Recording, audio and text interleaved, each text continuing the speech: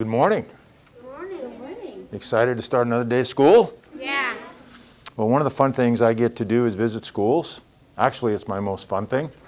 It's way more fun than some of the other stuff I have to do as a superintendent. And as you might imagine, because we have 42,000 students and 8,000 teachers and a great big community, I get lots of emails and I get lots and lots of letters. Sometimes I get so many, but I can't read them all.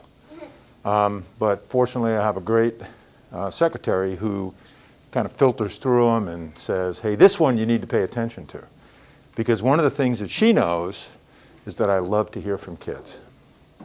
And so a couple of weeks ago, she brought me a letter from a student in your class that had some concerns about some things that he had heard about or read about. And it has to do with another part of my job that I don't really like, but I have to do. It's snow days. I'd like to call up Mr. George Berry, who wrote this great letter to the superintendent of schools. And if you would just kind of share with them, why did you write the letter? Because I read in the newspaper that snow days were going to be online learning. And you don't like that, right? Yeah, I don't like having online learning on snow days. Right. I'll tell you what, why don't you read that letter to your class? And then we'll take a vote as to how many of the students agree with this. Dear Dr. Joel, I read in the newspaper about snow days becoming online learning. I don't want to give you any ideas, but I think that's a terrible idea. I bet 4,000 students in Lincoln Public Schools agree with me. Maybe some kids disagree, but once again, I think it's a terrible idea. We kids should be able to sled and build snowmen, not trying to get onto a Zoom class on a Friday. In conclusion, please don't take away our snow days. Thanks for considering my letter. Sincerely, George Berry, Academy.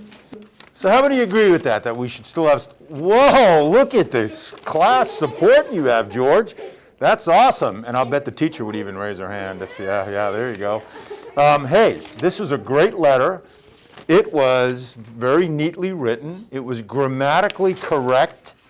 And it took a position on something that George has a strong opinion on, which is really what we try to teach our children in our schools.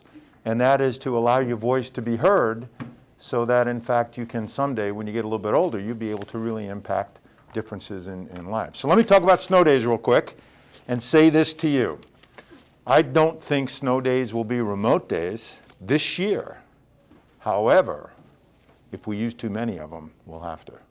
And so you made my day, my friend. You really did. When I saw this, I thought, I've got to come to Sheridan, and I need to meet you in person, and I want to meet the class. Let's give George a hand.